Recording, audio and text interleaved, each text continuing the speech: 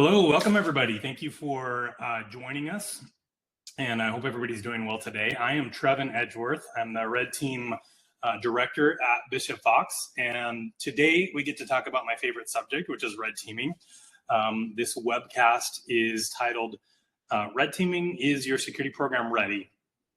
And we're specifically going to be helping you to gain some insights to try to answer that question for you as to whether that's a wise choice for you at this point in time versus other alternative offensive security approaches, as well as what are some things that you can do to be best prepared so that you can get the most value possible of that experience that you can, so that it can be a really positive outcome for you and lead to great things for you. So if you look to the right of the page of the webcast, you'll see a couple of features on that side for you to chat and ask questions. You're welcome to use audience chat. That is not anonymous, so we'll know who you are and what you type there. And then if you have any questions that I can address, there's a Q&A function as well. The QA function is anonymous. If you're worried about being judged from your question, it wouldn't be by me, but I can't promise for your peers on this call. But I will leave time at the end of this presentation to kind of go through those and answer as many of those as I can. So plan for today, we're going to be able to give you an overview of what red teaming is and why we do it, some of the top use cases, why we do it, and why some of our customers come to us to do that for them. I'll talk through some of the core differences between red teaming and pen testing, and some key factors around whether red teaming is a great choice for you right now based on certain factors, certain prerequisites of your existing security program. And then one of my favorite parts of my job is that I get to work with companies of all different shapes and sizes across all different industries, all levels of security maturity. And I often get the question, what does good offensive security rigor look like and coverage? Like, where should we start? What are the most important things to start with, and what are the most mature security organizations doing around pen testing and red teaming and things? And we just happen to be, as a firm, really, really well situated to be able to observe those things across so many different companies and industries. So I'm going to give you some perspectives of what I see across our customer base and what they're doing in terms of how often and the types of things that they're doing. And then we're going to get into things you can do and questions you can answer in advance of asking for a red team, so that you'll be ready for that. Let's see. And then there's often questions around, should we build our own internal red team, or should we rely on offensive security firms, third-party providers, and the like? There's a lot to think about on both sides, pros and cons and things. And I'm going to share some insights there, and then I'm going to highlight for you the 5 most common areas where customers' target environments make mistakes that lead to red team or even worse, real attacker success in the case of a breach scenario. So in that way, we're kind of giving you the answers to the test in advance. So again, I'm Trevin Edgeworth. I'm Red Team Director at Bishop Fox, and I have been in security for almost 2.5 decades now. I actually started my career in IT as a sysadmin. I did that all throughout much of my college for a biotech startup company in Arizona. And then on graduating, they asked me to oversee not just their small IT department, but also all of their product software development. So cross-functionally, I had embedded Linux developers that were writing firmware and OS code. I had scientific programmers that were writing really high-level logic for these glucose measurement devices that we were building for diabetics. And then, so I'm here as a recent college graduate with my bachelor's, and I've got like these silver-haired Linux developers and PhD chemists and algorithm developers and DBAs, and so to me it was just kind of like being thrown right into the fire. But I learned a whole lot from it, and it was a difficult but also very high growth start to my career. Well, shortly after graduation, I'm going into work, with just a lot of things on my mind, things that I need to do. And for some reason, I didn't have any music, any talk radio, nothing on. I was just really, really deep in thought, I guess. And so I get into work and I start making the rounds looking for my friends and coworkers and people that I like to chat with. And nobody is where they usually are. In fact, the office is feeling like it's closed, barely any signs of life. Like, is this a holiday? Is this a day off? Or did I come in on a Sunday or something? So as I get closer to my office, I could hear a TV in the break room, which was odd because we didn't have a TV in the break room. I headed into that direction, and there gathered in that room were like 15 to 20 people huddled in this small room around a TV someone had brought in from home. And I looked over the shoulder of someone in the doorway, and there on the TV screen were these horrific video images of giant jet airlines plunging into the Twin Towers of the World Trade Center.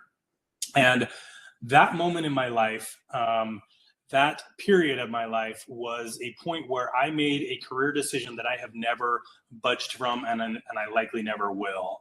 Because in that moment, I saw these first responders, for the heroes that they are, the paramedics and the firemen and law enforcement and rescue workers and soldiers, people digging through rubble, as these true heroes that they were. And I decided that I was going to devote the rest of my career and professional life to protecting others in some way.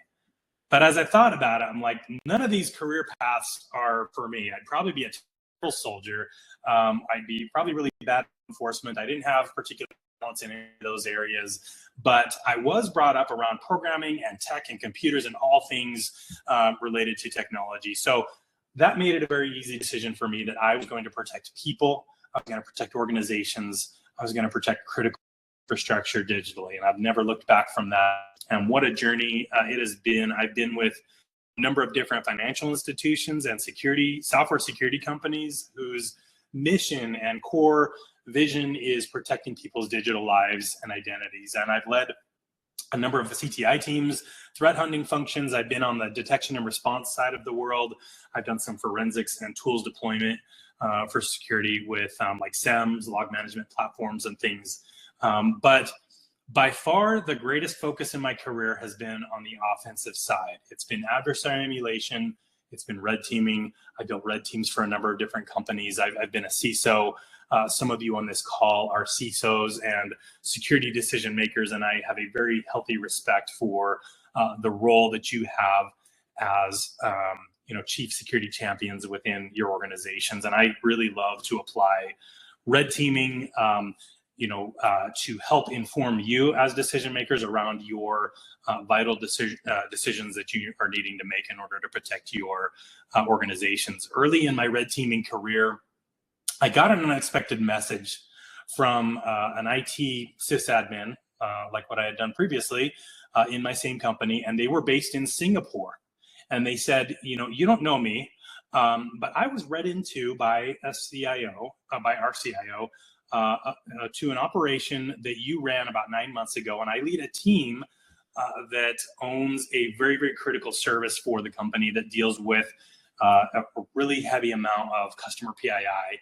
And as I read through this red team report of yours that you guys did, it really terrified us and opened my eyes to all the things that are possible. So we kicked off a whole bunch of different sprints to undergo a full security review of this platform. And we found quite a few gaps that we had since hardened.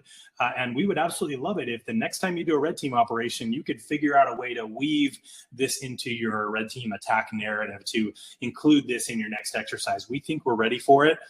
So bring it on. And so my initial thought was, wow, this red team report is kind of getting circulated out of, into all sorts of places here. And I was initially kind of disappointed, but then I thought, wow, here is a person I've never met, leading a group I didn't know existed and a platform I didn't know existed. And they just underwent a major cultural change, a fundamental security culture change, because of an effort that my team went through on another continent, in another country, right? It was one of the many experiences that I've had throughout my career in red teaming that really illustrated to me just how profoundly powerful red teaming can be if it's done correctly. We're going to talk about first defining red teaming, if we can get the slides back up here. But red teaming, relatively newer concept in the private sector security in the grand scheme of things. And as such, it's often defined very differently by different people. I've gone into environments where they throw the term red team around, and it's anything but. It's something very different. But this is a detailed definition of it. It's end to end. So it's not just one app or one database platform. It's not just an external network perimeter. It's not just a building or a group of people. It's inclusive of all the things, the full unrestricted attack surface, potentially across technological, across physical, and across social domains. So it is a simulation of a scenario or emulation of one or more real world adversaries. And we do it in order to provide companies with solid insights as to how your comprehensive security program, your security controls collectively will stand up against real world attacks. And so as a CISO, I was called into in front of a board of directors who took very, very seriously, as did I, their stewardship and accountability over the company's full estate and the attack surface. And I was told to answer a number of questions, but namely a couple in particular.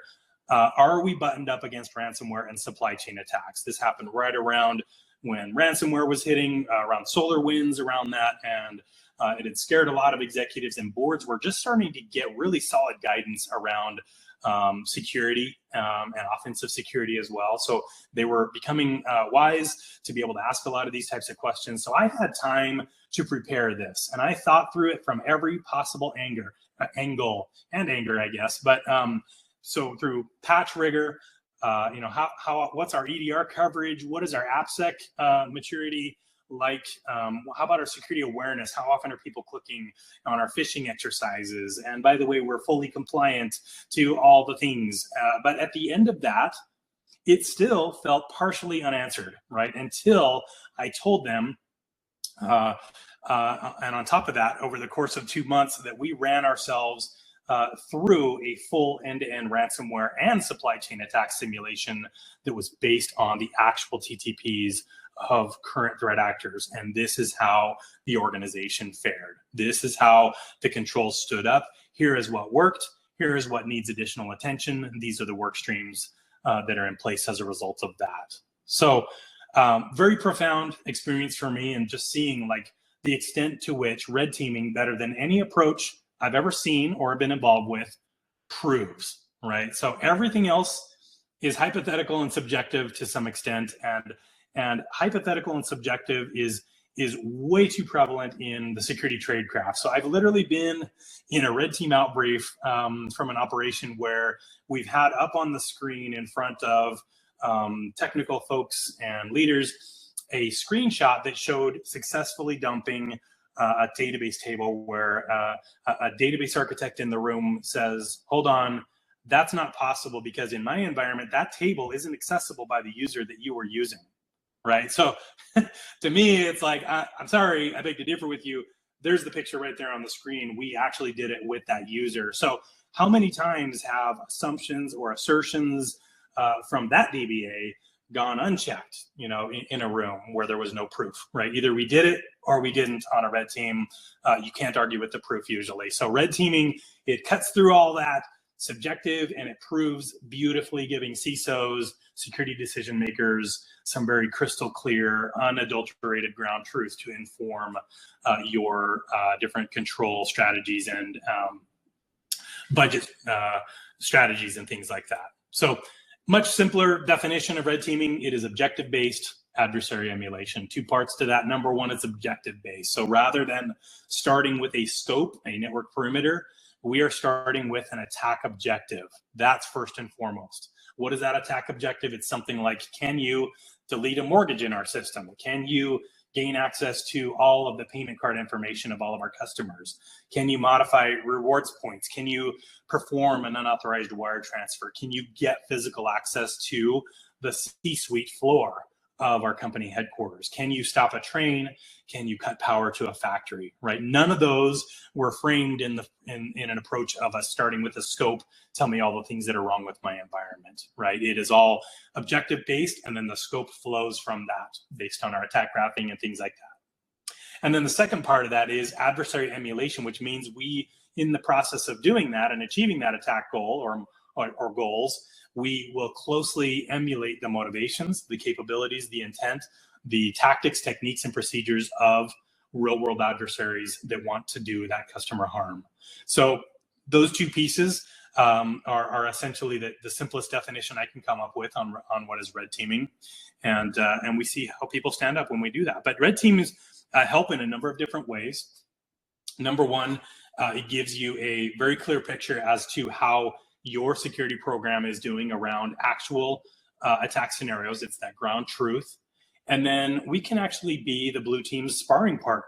So from a game theory perspective, if you're familiar with game theory, a real adversary versus your blue team is a true zero-sum game. They win, you lose. They lose, you win. It is a zero-sum game. But with red teams and blue teams, that is a non-zero-sum game. So we are on the same team as the blue team, working through with them on that. So we're going to share afterwards everything that we possibly can to help you with that, because in the end, you win, we win, we win, you win, type of a thing. So, there's other ways you could get that sanity check of your controls environment, and that is by getting actually breached, but it's going to be a lot more expensive, a lot more painful, and an actual attacker is not going to come back on the back end and give you a very detailed report of everything they did along with recommendations. So I prefer red teams over breaches 10 out of 10. But to that earlier point, incorrect assumptions abound within security organizations. CISOs are often told we have 100% coverage of MFA across our entire external perimeter, right? Or it's impossible within our company, with the way our processes are, to accidentally publish an S3 bucket to the internet, unintentionally or intentionally. Or we have full coverage of EDR, and it catches literally everything bad, right? So Chris Gates from Robinhood's Red Team has used a term that I really like, and it's called being your in-house contrarians. And I really like that term, in-house contrarians. We can pressure test, we can show you the limitations of those types of assertions that maybe you're taking for granted or haven't been fully pressure tested there through these exercises. And as you'll see on this next slide here, these are typically the reasons why people come to us. So they have to for compliance. We've recently seen a new law in Europe, DORA, the Digital Operational Resilience Act, which requires financial institutions doing business in Europe to undergo a number of different things, one of which is threat-led penetration testing. In other words, adversary emulation, right? It's called pen testing, but in this case, when you're leading with a threat and a threat actor and intelligence about them, you're getting into red team territory there. So red teaming meets that need really well. DORA also requires companies that produce and maintain critical services where a critical mass of banks use them. For example, cloud providers, cloud hosting providers, or network device manufacturers. So number of customers trying to meet those requirements there. I like breaking into stuff without getting caught. Hey, you're in the right place. I want my SOC to get better. Very cool. Another segment is asking for a team because their board or directors or C-suite, just like I was, is taking their accountability for their company security very seriously and wanting assurances that they would be resilient to that kind of an attack. And then a large number of our requests of people coming to us for red teams are coming from CISOs who are just like starting a new role and wanting a kind of a baseline check as to what they've gotten themselves into in terms of a security program, or alternatively, a long tenured CISO that after spending millions of dollars, hundreds of thousands of dollars, a healthy amount of time and effort into building something, they want to take a step back and they want to find out, is it all working? Is it all working like I think it is, right? How I'm being told it is? What should my priorities as a CISO, as a leader be going forward. And red teams give you a great set of data points that kind of guide that important decision making. And there's just a lot of organizations concerned that they could be in the crosshairs for ransomware or some of these other types of attacks like supply chain and things that have been kind of tearing through different industries pretty indiscriminately. So, and that's never a good day for a company or a security organization. Ransomware just continues to evolve and adapt. It's a cat and mouse game. It's not going anywhere. They get better, we get better. They get better, we get better. And red teaming a ransomware simulation is a really, really excellent approach to stay ahead.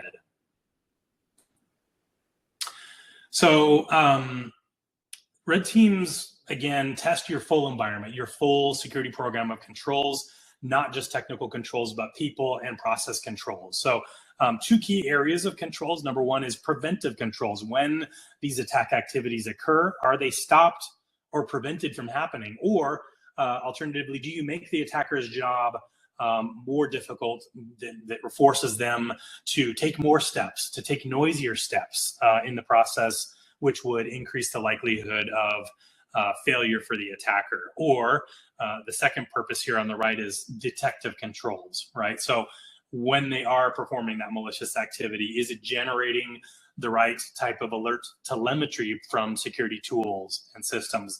Does that telemetry reach your logging tier? Is it processed in a way that generates actual alerting that humans or in today's day, an AI SOC analyst now is able to look at and decide is worth looking at more deeply and investigating versus a false positive? And does that investigation go deep enough to result in a successful detection? I just named off like 4 or 5 things that have to go right on the detection chain for that to actually be a successful outcome and a successful detection. And so one of those links in that detection chain goes wrong and something's going to get missed. So we help with preventive and detective controls, and we give you a good litmus test as to, are you preventing the right things? Are you detecting the right things? So notice in my defining and talking about red teaming, I didn't emphasize vulnerabilities very much at all, or even say that word, I don't think, right? So there's a big reason for that, and that is that while red teams often do find and exploit vulnerabilities, it's not the primary goal. We're not going into your environment to see how many vulnerabilities we can find, right? Other approaches do that.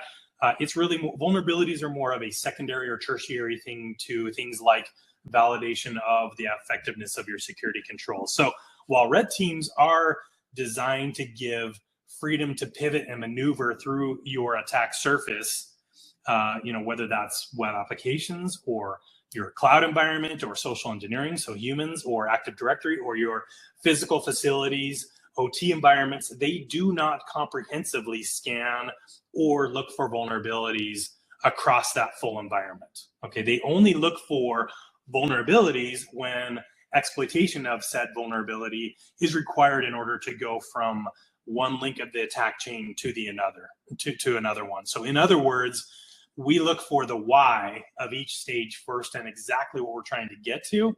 And if exploiting a vulnerability is the optimal path for us to move ahead towards that crown jewel and to the next stage, then we'll look for vulnerabilities to exploit, right? But again, vulnerabilities are secondary. So we almost never will apply noisy, automated scanning techniques, like vulnerability scanning, for example.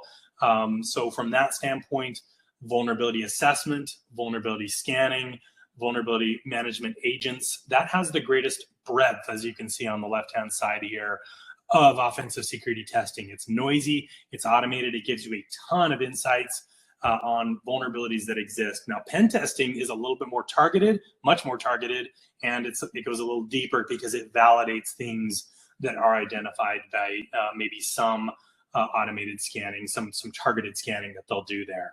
And then red teaming will do it extremely carefully and usually very manually, as a threat actor would, with a very strong emphasis on stealth and only performing actions that are necessary for each step. So red team gets a great amount of depth, not a huge amount of breadth, although all scope is possible with a red team usually. in being able to achieve those attack goals. And then on the right side is a cost per vulnerability. So red team, from a cost per vulnerability identified standpoint, is one of the most expensive vulnerability identification methods that are out there, because it's not the main point. So pen testing and especially vuln assessment are way more cost effective if vulnerabilities are your top priority. So if validation of the effectiveness of your security program and controls is your goal, then red teaming, that's your huckleberry. So we had a customer, giant media company, their CISO 100% was bought into red teaming. They knew exactly what it was. They were familiar with it. They knew what they wanted. We lined up this engagement with them. But after signing that SAL, we ended up with a much more technical point of contact throughout the remainder of the exercise.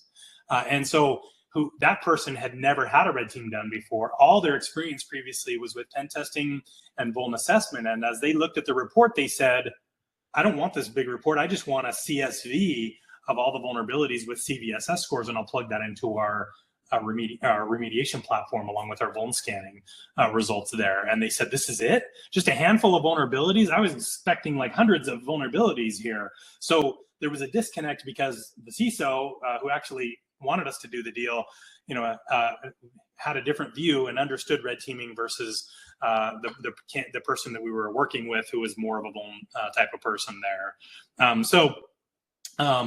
The disappointment by the POC was all just due to not understanding the strengths and purposes of each of the approaches there.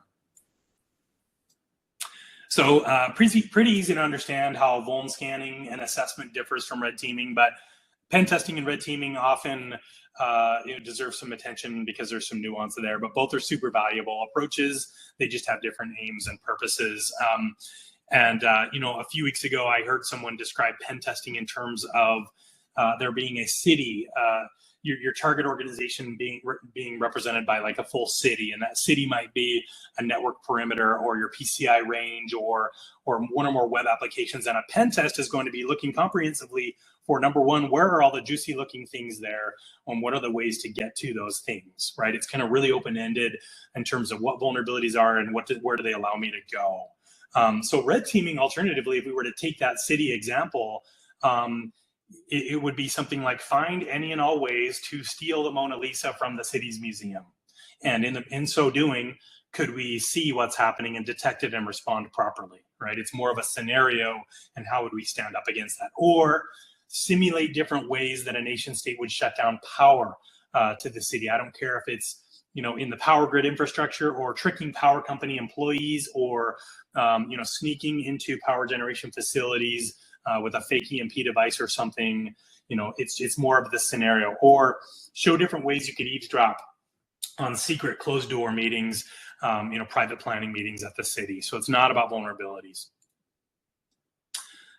So that was red team compared to other kind of approaches for identifying vulnerable paths.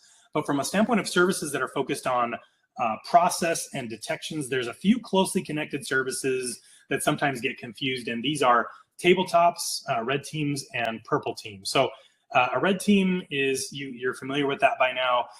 Tabletops are much more around like role play types of situations. It can either be technical or executive tabletop. We'll run you through a scenario with injects, and really the goal of that is to see how your decision makers in your company, your stakeholders within different areas, are responding to a hypothetical event scenario. And then purple teaming is much more like a practice. If a red team is like a scrimmage or a game day situation, your purple team is much more like, okay, we're going to, as a coach, we're going to work together with your players on basic blocking and tackling. When I do this, okay, I'm doing it right now. How do you respond? Okay, let's work on that a little bit, that technique there. So it's very collaborative. It's very much working together with your purple team to make sure that they're ready and ready for when they have to go up against that true heavyweight fighter in the ring that is the real threat actor there. Okay, so what kind of prerequisites, or where do you need to be from a security maturity standpoint for a red team to really be a good use of your time, your money, your efforts there? We've had red team engagements where our customer POC had way too high of an opinion of their defenses. I think they were told a lot of things by their team that were not based on fact. So they tell us things like, hey, you're probably going to get detected in your first day or two, so we're going to plan to pivot to a white box type of a thing after day 3 or whatever. And so we get started on that, and after 2 days, we not only had complete control of their domain, but full access to customer PII, all of the other trophy targets, and 0 detections along the process. So in fact, my team thought, hey, for this customer, if they want something again the next time, we'd recommend maybe they do more of a network pen test to kind of tease out some of the more fundamental areas that were a little bit more broken inside. So again, from the standpoint of red teams can pressure test assumptions, very valuable, right? Because the CISO realized, okay, different than what I thought. That was a very different outcome, and they kind of had a better view of what the elephant really looked like. But from an actionable intelligence standpoint about remediations and things, we ended up just producing a lot that they needed to work on, which might be good if they can consume it all, but you got to kind of know where you are in the process to where it's a good decision for you. So how do you know if you're ready? Number one, I would look at your security and risk management culture. If you have a very strong security and risk management culture within your organization, what's your leadership support like around security matters? Is security deprioritized way below other priorities? What does your organization do when they learn that there's an exposure or vulnerability that will take some time and effort to fix that, right? Do they fix it without question? Do they go through cost benefit? Do they drag their heels? Do they say, we'll get to it when we can? Do employees generally have strong security consciousness around things? That culture will say a lot about your readiness for a red team. And then these other, red teams typically produce findings in kind of 3 key buckets, okay? You've got your vulnerabilities that I mentioned, right? That's going to have a CVE. It's going to be fixed through either a patch or a configuration change or something like that. And then you've got another class of things that we find, and that is more detection gaps. These aren't going to have a CVE because it's not a vulnerability. It's more of a detection gap. It's more of something that wasn't seen, observed, or responded to. So it's more likely to have more like a MITRE TID, a threat, or a tactic or a technique from the MITRE ATT&CK framework. So those are normally going to be triaged through a SOC or maybe your content, person for your SEM, but that's a very different kind of process for handling those. And then more often than not, in fact, red teams will produce findings and observations that are much more thematic and big rock in nature, that aren't the types of things that are going to be fixed overnight with a detection or a patch. This is going to require architecting or procuring a whole new process or service. These are things like we just learned we have 0 network segmentation in our network, or we don't have an enterprise wide secure password management standard, or people don't use it. And those kinds of things are going to have a very long tail of remediation. They're going to be tracked more as a global risk by your GRC teams. It's not going to have a CVE. It's going to be, we are missing this key control area. So in order to know that you're mature, those next 3 check marks there are related to those 3 that I mentioned. Do you have a vulnerability management program that can take the vuln findings? Do you have a SOC that can action your detection logic related findings? And do you have a GRC function that can track the more thematic, chronic, big rock, control gap types of findings to completion? And then the last thing I would look at, it's great to see kind of a decent history of offensive security rigor. It can be pen testing of web apps or external perimeter, internal security assessments on systems that are critical and things like that. If you've done those kinds of things, you are probably ready for a go at red teaming. But one of the most common questions I get is, where should we start if we're not doing any offensive security? And also, what does good offensive security coverage look like? And is what we're doing enough? And, we're really, really well situated to answer that because we see all sorts of different environments and different approaches to offensive security. But at the same time, the big caveat here is consider a company whose only purpose is to build a mobile game. where they're not collecting PII, they're not collecting payment card information, they're just a game, right? Versus a multinational bank or a critical energy, like a nuclear power plant or something, right? On the opposite end of that. How can you possibly define what good looks like for all cases? You just can't. So, so that said, there is an order of operations like in math, right? Please excuse my dear Aunt Sally. There is a great general order of operations. And sometimes companies go out of order, like that example I mentioned previously, and it's suboptimal for them. They could use their money and time much more valuable and elsewhere. But as you can see here, we've got foundational, this is the bedrock type of things of security practices. You should be doing basic threat modeling, security reviews of things. I'd start to look at attack surface management and making sure you have a vuln management and application security program testing happening within your organization. With that foundational element, you then can move into more advanced testing. This is your various forms of pen testing across network cloud applications.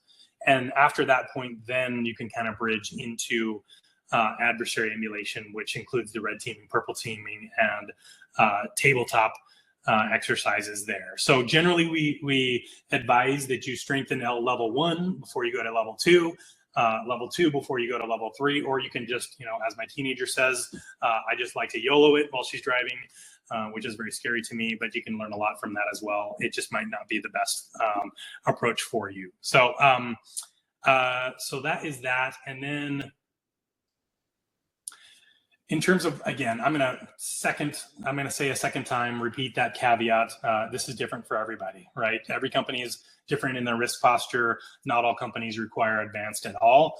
But this is what I see from my vantage as I work with hundreds of different companies that are all doing different kinds of offensive security there. Generally, their starting point is whatever is required from compliance related testing.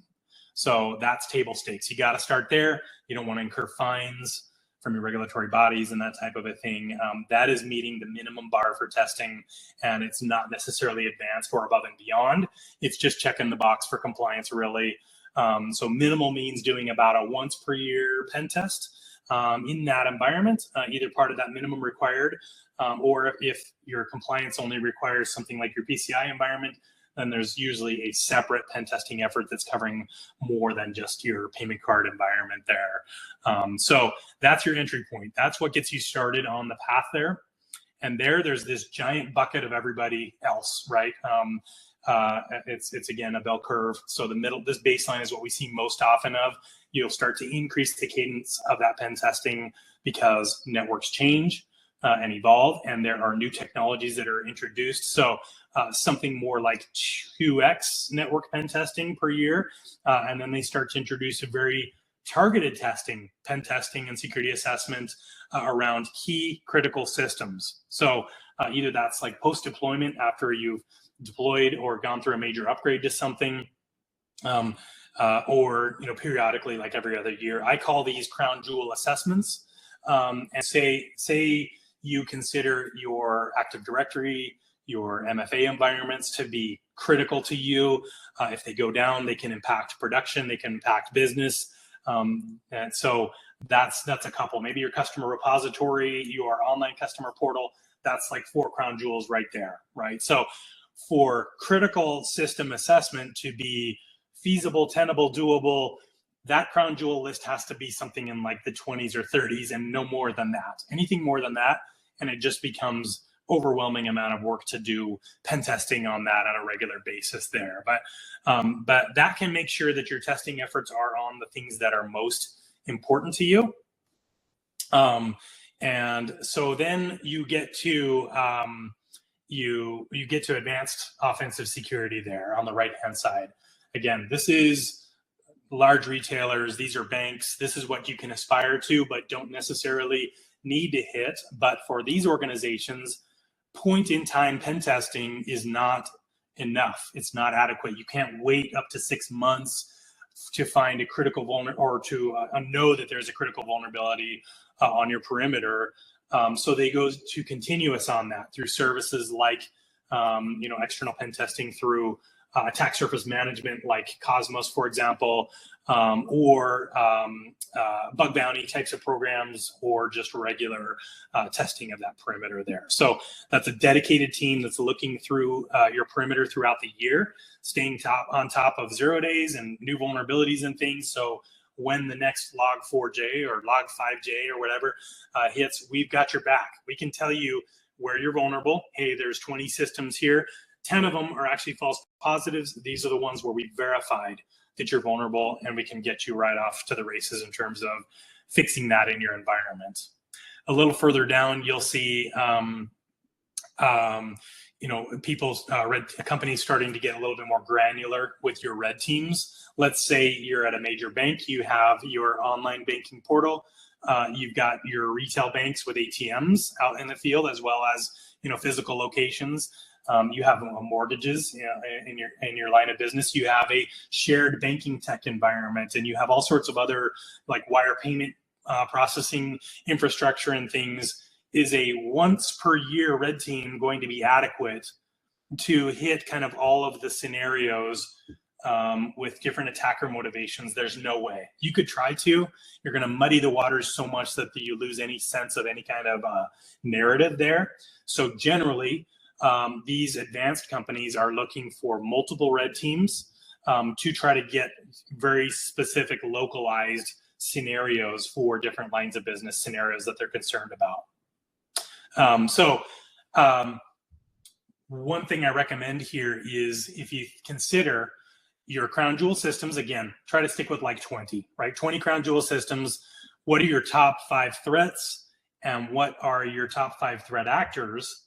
And you could plan maybe 3 or 4 red team scenarios over the next 24 months that kind of carve out one or more of those within that list. Maybe one of your red team scenarios takes 2 of your threat scenarios, supply chain and ransomware. It takes maybe 3 of your top threat actors who are all ransomware threat actors, and maybe you can carve out like 7 of your key crown jewels and incorporate that into one red team. And now you can maybe do the rest of that and get full coverage of all of that. I call it 5520X. It's kind of like P90X, but it's way cooler. But so your 5 is your 5 top threats. Your other 5 is your top 5 threat actors. Your 20 is your 20 crown jewels. And your X is, as I mentioned, your different lines of business. It speaks to the complexity of your business. A retailer, a major online retailer, is going to have, maybe 10, 15, 20, different lines of business. And that's why they go and have 6, 7, 8 internal red teams that kind of look at different aspects of that. So do that 5520X. Your boards, your CISOs are going to love you when they see that nice all green. Hey, we got all of our 5 threats, all of our 5 threat actors, all of our 20 crown jewels, and we've hit every single line of business in the last 24 months or something. That's strategic, right? With offensive security. So now most of my career has actually been spent building and leading internal red teams. It's only in the last 4 years that I've actually been with an offensive security firm. So I've lived in both environments. Both are beautiful in their own way. Which one should you do? Should you build your own internal red team? Should you go through third-party services for that? And it's not a simple answer.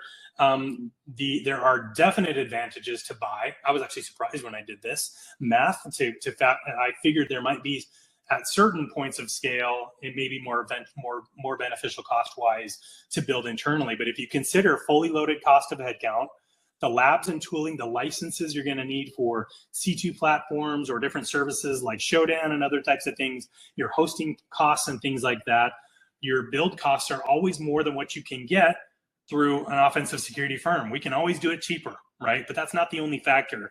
Also going through a firm, we can give you a fresh, independent, unbiased perspective. We can give you a depth of skills and expertise. For example, if you think about it, you may only want one physical red team every 3 years. But typically, practitioners in red teaming that are really good in physical are usually just good in physical, right? And or maybe social engineering or maybe some basic other types of things. So would it make sense if you're building your own to have a red teamer that's only physical? Probably not, because you're not going to utilize those skill sets very often. Whereas I have a team of like almost 20 people, 20 red teamers, and we get physicals all the time. We get socials all the time. So I can afford to have people on my staff that are deep, narrow expertise in very specific areas, and I can kind of pair them together to meet whatever needs you've got there. So one of the advantages of buy is that we also have experience across a variety of different environments. We can utilize that experience to benefit you. Compliance mandates sometimes say, like DORA, they say you need a third-party provider once every so often, that type of a thing. So that's one of the benefits of buy. But build, there's all sorts of strong factors as well. All of that learnings, all of that institutional knowledge you gain from your red team with a build stays with your red teamers. You're going to get that knowledge retention, and it stays with your company. You're going to also have an enormous amount of flexibility and adaptability. So for example, let's say you get a week before you're going to execute that operation and your CISO says, cut. I don't want you to do this one. I want you to do that other one. With a third-party firm, it's a little more difficult for us to pivot. We've got a SOW in place. We've already got resources lined up. Whereas with an internal team, you've got a lot of flexibility to say, let's push it by a week. Let's push it by 3 weeks, that kind of a thing. If you have a red team in-house, you get strong collaboration with that blue team, and that team is exclusively focused on your environment. So some strong, one way or the other, your mileage is going to dictate one way or the other. However, you actually can do a blended approach very successfully. In fact, we do this all the time. You can, in fact, most of the large organizations, the big online retailers, the big banks, they have their own red teams. Not only that, they have like 5 internal red teams, and they still will come to us for various targeted reasons. So you can still get some cost effectiveness, cost efficiency to be able to help. Maybe their teams only have time for these 12 exercises, and then they have 2 stretch goals. Hey, let's have Bishop Fox look at that, right? We can take on any excess. We also can provide unbiased perspectives, fresh perspectives on things. Maybe the red team is done. They've already kind of done an exercise. They'd like a second set of eyes on that. So we can help that. We can augment teams. Maybe in that case where the red team internally has an exercise that has some physical elements, but they don't have a physical person. So we can take on that for them. Or maybe it's about deepfake. We can contribute expertise to participate on your exercises through ride-alongs, and we can share knowledge as we do it. So this goes really, really well for us. We really enjoy, and for you guys, I meant even more so. There's knowledge transfer. You get skill sets where you might not have that immediately, and that type of a thing. And you can also satisfy regulatory and compliance needs there. So key questions, right? So for guiding red team operations. Now, if you're assuming you're ready to go with a red team operation, it's good for you to sit down and have answers to certain questions before you start to talk with your red team. Number one is just around what are the desired goals and outcomes? What attack goals? What are the crown jewels that you're wanting us to incorporate in? What are the threats and adversaries? What are the scenarios? Is this ransomware? Is this a malicious insider, a bad developer putting in backdoors into code? Whatever that is, if you have a general idea, we can walk down that path with you and make some great suggestions there. Scope, you want to know about what time frame. Do you have a push to get something in Q4? That's usually the busiest time for all offensive security firms. So if you have a time frame that's in Q2, Q1, those firms are usually going to be able to put their best on that project for you. And you won't have conflicts around resources. Do you want to do zero knowledge, partial knowledge, full knowledge? Does your SOC, do you want to let your SOC know what's happening or not? Or do you want to test them with zero knowledge?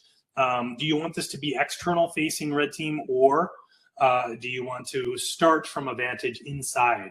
So what we call assumed breach. So assuming there was a vulnerability on your perimeter in your DMZ, right? On a host in your DMZ, or assuming somebody clicked on a link that they shouldn't, and now we start from an end user machine. Those are the types of things you're going to want to know around scope. And then we've got your trusted insider group. Who is that, right? So your trusted insider group is a group of people that's going to be read into the operation, that's going to be knowledgeable about the day-to-day what's happening, and they're going to keep it under wraps. Why spend all this money if any of these folks are going to go out and blab it and try to cheat or help somebody give a benefit of a doubt, and you're not going to get the ground truth that you wanted. So you need to it goes without saying, you need to fully trust your trusted insider group. Usually this is your CISO. You don't want to do a red team without your CISO's awareness. It's happened before. A SOC leader usually, or a POC, again, there's that temptation to say, hey, you might want to look at, these types of attacks today, but that's really undermining the effectiveness and value of the engagement. And then you're going to want an offensive security leader involved in your TIG. Now, sometimes there's conditional needs to have certain individuals involved in a red team. Let's say you're heavily emphasizing a particular line of business, like the mortgages side of that bank that I was telling you about. You're probably going to want to involve someone, a leader at that level, who can keep things under wraps. Let's say you're doing an operation that involves a building compromise. You're actually going to be, sneaking in after hours. You're going to want to make sure that your building owner, the landlord, for example, as well as your physical security leader, is aware of that happening at that time, so you can prevent any unwanted escalations. If you're performing an insider threat type of simulation, you may want somebody from your insider threat team who can see what's happening behind the scenes with that defending team, or your HR involved in that. And let's say you're going to be heavily in your Azure or AWS or Google Cloud environment. You may want an SME in your trusted insider group who's not going to spill the beans. And then you've got rules of engagement. Every red team should have a rules of engagement. You can kind of think ahead of like what could go wrong, right? And you could kind of vet that through your legal teams and make sure, we make sure we're doing this and not violating any kind of local laws and things. What are the right hours of execution when you should allow red teams to be on site? How will you get your initial access? How often is the TIG communicating? And then via what means? Is that through Slack? Is that through Teams? Is that through Signal or whatever? And then there needs to be a deconfliction process to allow. Let's say there is a detection and you're trying to figure out, is this the red team or not?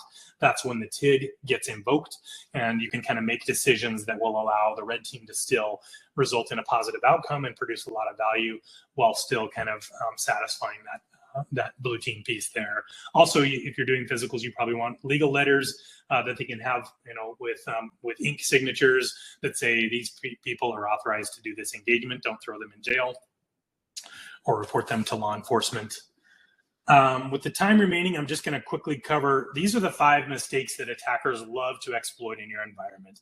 Usually when a red team has been significantly successful in an environment, it's because of these 5 things. So if you think about your environment from these 5 standpoints here, shore these up, you might fare pretty well on a red team engagement. So the first of these is improper secrets management. People store credentials in Excel spreadsheets, in local files. They store them in Confluence and, places they should never be, and SharePoint and things. Red teams love to find these, and sometimes that can mean the difference between failure and success on an engagement. Excessive user privileges. Too many users are running with scissors and, with too much privilege, and therefore when they execute something, it's with the privileges of an administrator, or they can do a lot of things in your environment. So having kind of proper identity and dropping, privileges of normal users and, kind of following these privileges as much as possible goes a long way. Proper network segmentation. It is way too often that we gain access to one part of the environment, and then we have free reign of the inside network. We can get to your OT environments. We can get to your DMZ, your server environment, everything, right? Back and forth and very little preventing us. Usually, often networks are built for accessibility and not so much for security. Red teams use that to their advantage. Inadequate controls around social engineering tactics. Is security awareness ever something that will reach, or susceptibility to phishing or social engineering ever something that will reach a 0? No, you will always have people that will make bad decisions. And so the emphasis is, yes, you do want to do security awareness training, but also you want to provide a proper safety net around when people do click on the bad things, then what happens? Do you have DNS sinkholing? Do you have sandboxing of executables when they're detonated and those types of things? Do you have URL filtering and those types of things that are happening? That's usually a big failure that we're able to exploit. And lastly, poor or default security detections. If you think about like an EDR product, like let's say CrowdStrike, right? Well, attackers have access to CrowdStrike, right? They can test and see in their own lab environments, if I do this, will this be detected? Okay, it is. I'm not going to do that against my real target environment, right? But what they don't have is visibility into anything, any custom business logic that you have baked in to your security detections. And therefore, to the extent that you do that, for example, somebody in Singapore accessing a machine over in Phoenix, that should never happen because, you know, the systems are available in Singapore, right? That can trigger some helpful alerting that will catch your attackers by surprise there. So that is, I'm right at the top of the hour here, but I did want to point you to, we can also go over some QA here, but I also, before we do that, wanted to go over some additional resources that you can access. There's a how-to guide for red teaming. We also have a ransomware readiness ebook, and then we have a video as well on our website around tabletop exercises and red teaming for incident response. Let me see if I can get into these questions here. And here's Q&A. Okay, so we've got one here around what would you say to someone who is interested in red teaming but is not sure how to make a career out of it? Oh, wow. You know, red teamers come from all sorts of different professions. I've seen great red teamers come out of detection and response, and they come in with that beautiful expertise and wisdom around, you know, what a defender would do, and we can take that. I would caution when you do that, though. Sometimes, in my experience, people coming from the blue team side tend to be rule followers, right? Of course, we need to follow rules as red teams, but not from a standpoint of access on the network. They're literally paying us in order to find, you know, ways that an attacker could do certain things. So I would say combine that. I would say some of the key areas is, you know, system exploitation, understand Windows and or Linux, OS X, try to understand that at a fundamental level. Pick up a coding language, whether that's Go or Python or, you know, something where you can learn to code, because often you're not going to have a tool for that job, and often it just requires kind of developing your own. Understanding networks, those types of things are really helpful. Get yourself into, you know, vulnerable hacking labs like Hack the Box and things like that.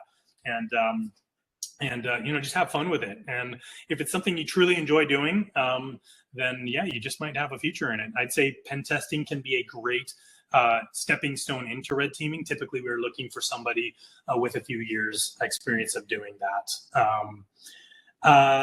Let's see, isn't there a problem? Another question, that was a good question. Thank you for that, Sender.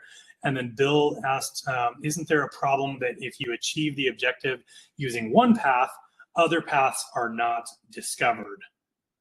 If you achieve the objective using one path, other paths are not discovered. Yeah, so I think I understand what we're saying here, and that is sometimes we may just want to go vertical and try to reach the path and then we're done, right? But a good red teamer goes backwards and says, okay, that one's done. We fully fleshed that out. Now let's look at 3, 4, 5, 6 other ways that we can do that. That's really a benefit to the customer. Otherwise, we're going to do that red team. We're going to come back next time and we're going to get in again. And they're going to be like, what?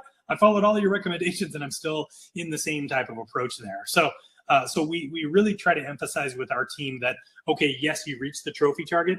Do it again, not using that attack or technique there. So hopefully that was what you were asking there. How do you approach phishing resistant mature organizations that use things like YubiKeys and FastPass? Very carefully.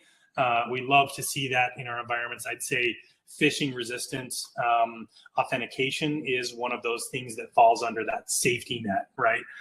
So yeah, typically we're going to default back to other types of social engineering to try to get like, you know, someone to insert a YubiKey or, you know, or to do a multi-factor type of a thing there. So yeah, very carefully, I would say they do very, very well. Phishing resistant authentication is an excellent control to have. So we might also look for just different attack paths on a perimeter, look for perimeter vulnerabilities and things like that. Another question here, I'm a young offensive security engineer. What's the key to success in your opinion? I was chosen for the national team to compete in the European cybersecurity. That's amazing. Very cool. I'm proud to know you. Yeah, I would say, oh, geez, these are moving up so fast. I'm not seeing your prior questions there. I think it was success criteria. Now that I can't see the question anymore, but I would say grit, sticking with problems. Albert Einstein said, it's not that I'm smarter than anybody else. He was, but I just stick with problems for longer, right? That was his perspective of it, is he just stuck with problems for longer.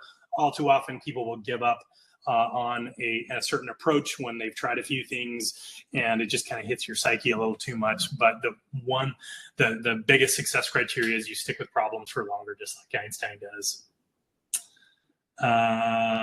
Let's see. Okay, here's another good question here. Seems like a big jump to go from pen testing to red teaming. Is there a way to do a small scale red team to start out? Absolutely. So good question. And I'm going to go back, sorry for all of the screen. Okay, so right here on this one here, I show the stair steps, right? Foundational, advanced, and adversary emulation. In fact, probably the biggest concern with this is like, man, it sure seems like a big jump. I think if I were to reorder this image, I'd make the foundational advanced really low, and then adversary emulation is a bit of a leap of faith there. But yes, so many have that concern that we actually came up with an additional service, and it's called Adversary Controls Testing. And it's kind of a hybrid between a purple team and a red team, wherein we look at 3 critical control areas of your organization: endpoint and network and email.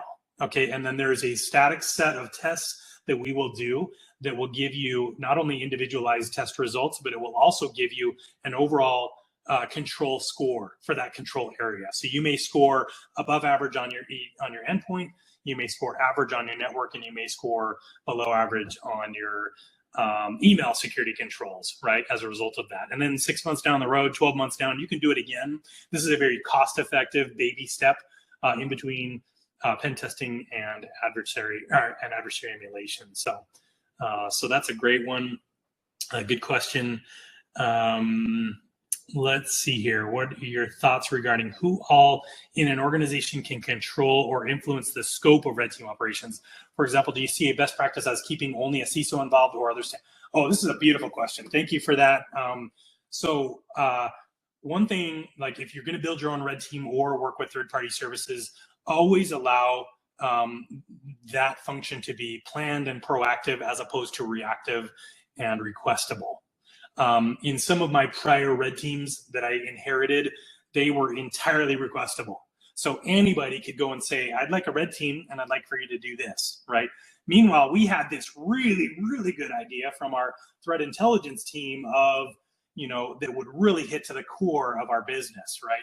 But because it was requestable, it came from an executive over here, we had to drop everything and do that one, even though it was like a very low risk comparatively speaking. So what I recommend is that red teams, whether it's again bought or built, go through an annual process to say, what are all the things? Again, we did the 5-5-20X, right?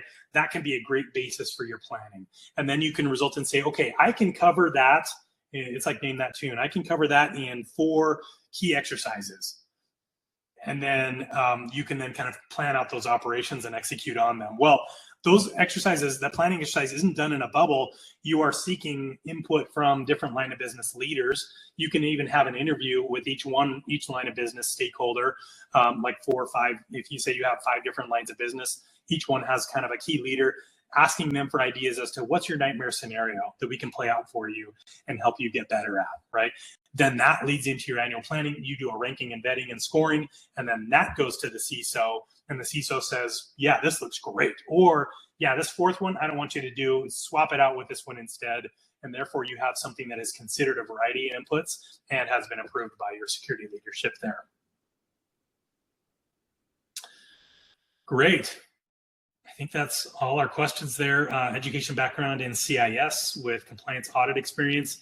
How can I make the transition to red teaming? Okay, so the key thing when you've got a background in audit, you are likely going to be following more of a script. You're going to be holistically checking all the things. Of course, you do some sampling in audit, but one big thing about red teaming is, it's like Bruce Lee said, is like water, my friend. You're going to be in an environment and you're going to adapt. You're going to you're going to really try to navigate based on that. So try to get into things like the vulnerable hacking labs I mentioned. Try to get some education in actual exploitation, and realize that every environment, it's like Mike Tyson says, I'm using a lot of quotes here, but everybody has a plan until you get punched in the face. Well, that environment is the punch in the face, because a lot of times it's like, okay, I am excited about this environment. I'm going to do all these 20 things, and very few of them are actually feasible in the environment. The adaptability, the being able to pivot in different ways is super, super key to being a red teamer there. So